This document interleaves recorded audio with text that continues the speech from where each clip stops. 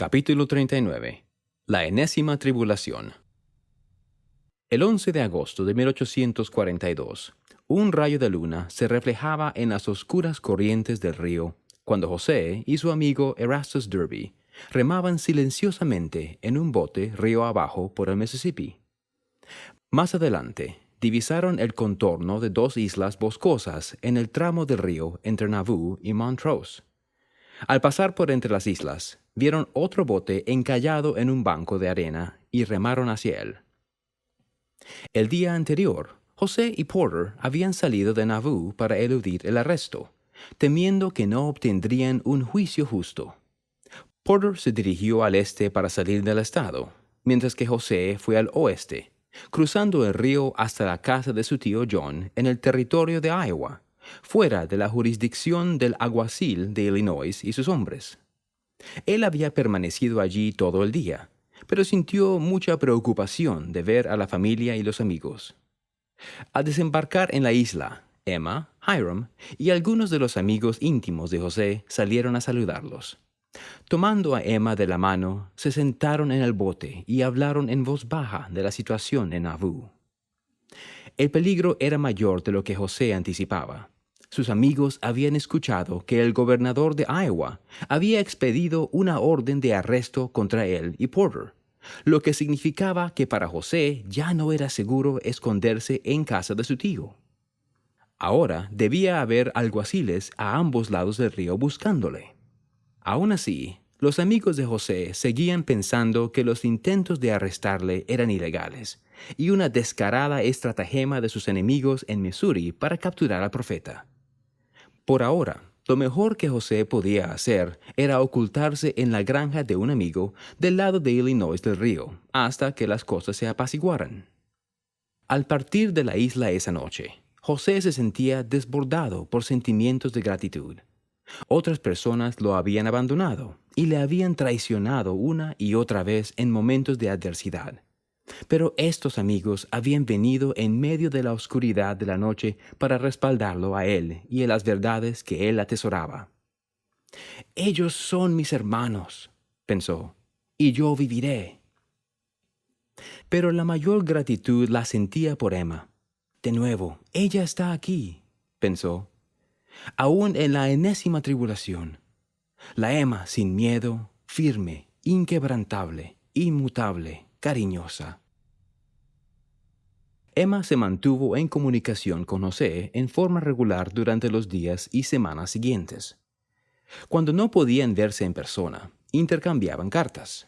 Cuando ella podía eludir a los oficiales que vigilaban cada uno de sus pasos, ella se reunía con él en alguna vivienda segura y diseñaban la siguiente estrategia. A menudo, ella transmitía los mensajes de José a los santos y viceversa, seleccionando las personas en que él debía confiar y esquivando a los que representaban un daño para él. Los alguaciles amenazaron con registrar cada casa en Illinois, si fuese necesario. José sabía que los santos estaban preocupados de que pronto fuese capturado y devuelto a Missouri. Algunos amigos le instaron a escapar a unos bosques al norte de Illinois, de donde los santos extraían madera para el templo.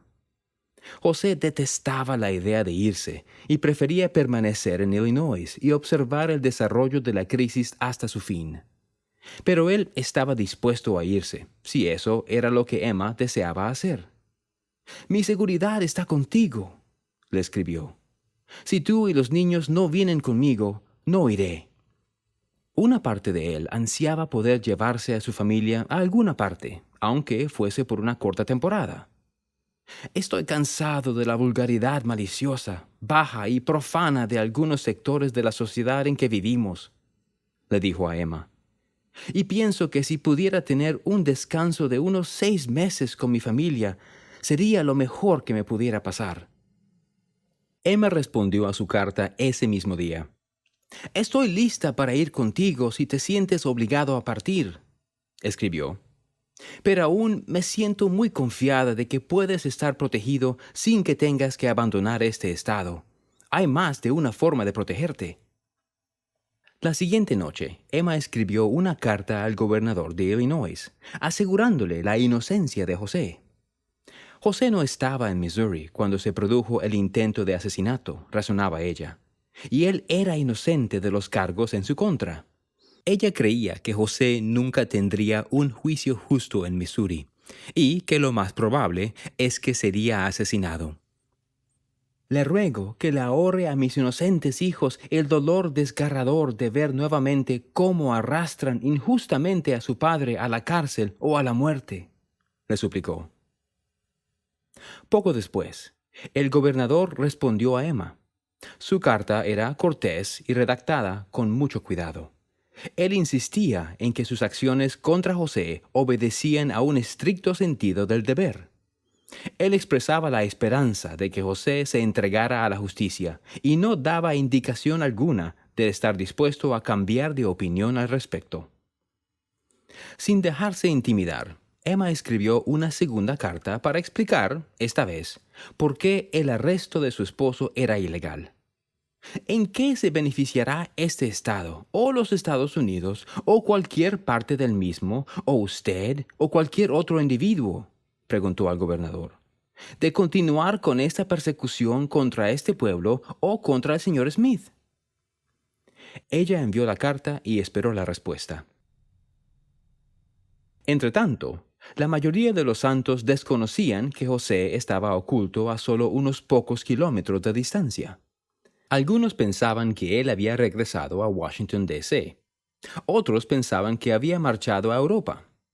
Viendo al alguacil y sus ayudantes merodeando por las calles de Nauvoo, buscando pistas para dar con el paradero de José, los santos estaban preocupados por la seguridad de él. No obstante, confiaban en que el Señor protegería a su profeta, y continuaron con sus ocupaciones diarias. Al igual que otros inmigrantes británicos, Mary Davis aún se estaba adaptando a su nuevo hogar en Nauvoo. Desde que había llegado a la ciudad, se había casado con Peter Mon, el joven viudo que había conocido en Kirtland, convirtiéndose en la madrastra de sus hijos. Alquilaron entre los dos la vivienda de Orson Hyde, quien se hallaba de misión en Jerusalén, y lucharon por hallar un trabajo adecuado para sostener a su familia. Nauvoo ofrecía mucho trabajo para trabajadores del campo y constructores, pero no había muchas oportunidades para trabajadores especializados como Peter, quien había vivido y trabajado en los grandes centros mineros y manufactureros de Inglaterra.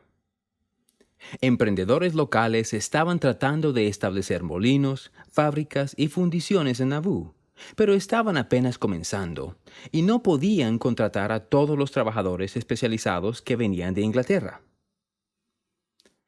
Al no contar con trabajos estables, Mary y Peter habían sobrevivido su primer invierno vendiendo algunas de sus posesiones para comprar comida y leña. Cuando José supo de la experiencia de Peter como minero en Inglaterra, lo contrató para extraer una veta de carbón que se descubrió en el terreno que él poseía al sur de Nauvoo. El carbón resultó ser de calidad superior, y Peter pudo extraer 3 vagones de carga llenos para José antes de agotarse la veta. Algunas familias inmigrantes pobres salieron de Nauvoo para hallar trabajos mejor pagados en las aldeas y ciudades cercanas, pero Mary y Peter eligieron quedarse en la ciudad y empañárselas con lo que tuvieran. Ellos colocaron plataformas de madera en el suelo inacabado de la casa de Hyde y pusieron colchones de plumas como camas. Usaron un baúl como mesa y almacenaban sus platos afuera, al descubierto, porque no tenían alacenas. El calor del verano podía ser sofocante, pero cuando las temperaturas refrescaban por las tardes y noches, las familias, como los Mon, dejaban sus tareas a un lado y paseaban por la ciudad. Las calles estaban a menudo repletas de personas conversando de política, las noticias locales y el Evangelio. A veces, los santos escuchaban a un orador, asistían a obras de teatro o escuchaban a la banda de música de Nauvoo, recientemente formada, que llenaba el aire con la música popular del momento. Siempre se podía ver a niños jugando a las canicas, saltando la cuerda y haciendo juegos al aire libre hasta que el sol se ocultaba detrás del Mississippi y las estrellas comenzaban a brillar en el ocaso de la noche. Hacia fines de agosto se estaban reimprimiendo a nivel nacional las cartas que John Bennett había publicado a comienzos del verano, dañando la reputación de la Iglesia y dificultando la labor de los misioneros de compartir el mensaje del Evangelio restaurado. En respuesta, los líderes de la Iglesia llamaron a cientos de élderes a misiones para contrarrestar la prensa negativa. El 29 de agosto, los élderes se reunieron en la arboleda cercana al templo para recibir instrucción. Mientras Hiram les hablaba, José se subió al estrado y tomó asiento, causando gran revuelo en la congregación. Muchos de los élderes no lo habían visto desde que se había ocultado a principios del mes. Las autoridades de Illinois seguían a la casa de José, pero recientemente habían abandonado la región, lo que permitió a José bajar un poco la guardia. Por algo más de una semana, él había estado viviendo discretamente en casa con su familia, reuniéndose en privado con los 12 y otros líderes de la iglesia. 2 días después de la conferencia con los élderes, José se sintió suficientemente seguro como para asistir a una reunión de la Sociedad de Socorro. Él habló a las mujeres acerca de sus tribulaciones recientes y las acusaciones en su contra.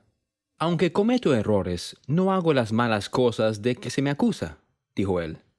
«Las faltas que cometo se deben, como en cualquier otro hombre, a la debilidad de la naturaleza humana. Ningún hombre vive sin tener faltas». Él agradeció a Emma y las otras damas por defenderlo y elevar sus peticiones al gobernador en su favor. «La Sociedad de Socorro Femenina ha sido la más activa en velar por mi bienestar ante mis enemigos», dijo él. «Si no hubieran tomado esas medidas, hubiesen resultado consecuencias más graves». Ese fin de semana, él y Emma tenían de huésped en casa al ex apóstol John Boynton. Aunque John había sido disidente, incluso llegó a amenazar al hermano de José con la espada en el templo de Kirtland, él había resuelto sus diferencias con José. Mientras almorzaban, llegaron de improviso a la casa un alguacil de Illinois junto con 2 oficiales armados, trayendo nuevas órdenes de arresto para el profeta. John distrajo a los hombres, lo que dio tiempo a José a escapar por la puerta de atrás, escabullirse por entre los maizales de su huerta y esconderse en su tienda. En la casa, Emma exigió que el alguacil le mostrara la orden de registro. Él le dijo que no tenía ninguna, y se abrió paso a empujones con sus hombres. Ellos registraron salón por salón y hurgaron detrás de cada puerta y cortina, pero no hallaron nada. Esa noche, luego que los oficiales abandonaron el pueblo, José se mudó a la casa de sus amigos Edward y Ann. «Me ha parecido conveniente y sabio salir de aquí por un corto tiempo, por mi propia seguridad y la de este pueblo», escribió José a los santos unos días más tarde. Sin embargo, él no quería que ellos se centraran en sus tribulaciones y compartió una nueva revelación con ellos acerca del bautismo por los muertos. «Además, de cierto así dice el Señor, continúese sin cesar la obra de mi templo, así como todas las obras que os he señalado». El Señor mandó a los santos que llevaran un registro de los bautismos por los muertos que habían realizado, y de proporcionar testigos de ello, de modo que la redención de los muertos se registrara en la tierra y en el cielo. Unos días más tarde, José envió instrucciones adicionales acerca de la ordenanza. «La tierra será herida con una maldición, a menos que entre los padres y los hijos exista un eslabón conexivo de alguna clase», escribió él, parafraseando a Malaquías.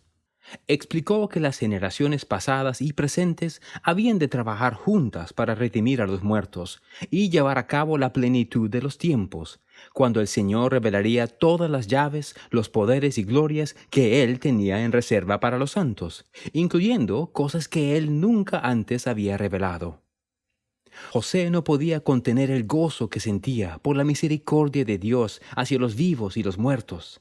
Aun hallándose en la clandestinidad, perseguido injustamente por sus enemigos, él estaba exultante de gozo por el Evangelio restaurado de Jesucristo. «¿Qué oímos en el Evangelio que hemos recibido?», preguntó a los santos. «Una voz de alegría, una voz de misericordia del cielo, y una voz de verdad que brota de la tierra». Él escribió lleno de júbilo del libro de Mormón, de ángeles que restauran el sacerdocio y sus llaves, y de Dios revelando su plan línea por línea y precepto por precepto. ¿No hemos de seguir adelante en una causa tan grande?, preguntó. Regocíjense vuestros corazones y llenaos de alegría. Porrumpa la tierra de encanto. Alcen los muertos himnos de alabanza eterna al Rey Emmanuel. Todas las creaciones testificaban de Jesucristo, y su victoria sobre el pecado y la muerte era definitiva. ¡Cuán gloriosa es la voz que oímos de los cielos!, se regocijaba José. En el otoño de 1842, el gobernador Carlin respondió a la segunda carta de Emma, expresando admiración por la devoción que manifestaba por su marido, pero negándose definitivamente a ayudarla. También por ese tiempo, John Bennett publicó un texto difamatorio tan extenso como un libro sobre José y los santos, y comenzó a impartir charlas sobre lo que él llamaba el sistema secreto de esposas en Nauvoo, escandalizando a las audiencias con los rumores más salvajes que había oído, la mayoría inventados por él mismo, acerca de los matrimonios plurales de José. Con la campaña de desprestigio que llevaba John en pleno apogeo, y el gobernador Carlin negándose a intervenir, José se fue sintiendo cada vez más arrinconado. Él sabía que no podía entregarse y comparecer ante el juicio, siendo que sus enemigos en Missouri lo querían muerto. Pero tampoco podía quedarse escondido el resto de su vida. ¿Por cuánto tiempo podría resistirse al arresto sin que el Estado emprendiera acciones contra la familia y los santos por protegerlo? En diciembre, el gobernador Carlin terminó su periodo de gobierno. José llevaba oculto unos 3 meses. Aunque el nuevo gobernador, Thomas Ford, se rehusaba a intervenir directamente en el caso de José, él manifestó simpatía por los sufrimientos de José y expresó confianza en que los tribunales fallarían en su favor. José no sabía si podía confiar en el nuevo gobernador, pero no tenía una mejor elección. El día después de Navidad de 1842, José se entregó a Wilson Law, un general de la Legión de Nauvoo, que era hermano de William Law. Ambos se desplazaron a Springfield, la capital del estado, para presentarse en una audiencia que decidiría si la demanda del gobernador de Missouri de arrestar a José era legal y si debía ser enviado de vuelta a Missouri para comparecer en juicio. La llegada de José a Springfield causó conmoción. Espectadores curiosos atiborraron la sala del tribunal hasta la calle, en la nueva edificación del Capitolio, y se atrebujaban y estiraban el cuello para echar un vistazo al hombre que se hacía llamar profeta de Dios. «¿Cuál es Joe Smith?», preguntaba uno. «¿Es ese hombre grande?». «¡Qué nariz grande que tiene!», decía otro. «Sonríe mucho para ser profeta». El juez Nathaniel Pope, uno de los hombres más respetables de Illinois, presidía el tribunal.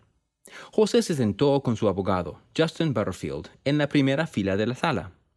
Cerca de ellos, William Richards, actuando como secretario de José, estaba inclinado sobre un cuaderno de notas abierto, anotando todo lo relativo al proceso judicial. Varios santos se hallaban presentes en el salón. En la mente del juez Pope, el caso de José no tenía tanto que ver con la posible complicidad de José en el atentado contra Boggs, sino si él estaba en Missouri cuando ocurrió el crimen y luego huyó del estado. Josiah Lamborn, un joven fiscal de distrito por Illinois, centró su presentación inicial en la supuesta profecía de José en cuanto a la muerte de Boggs.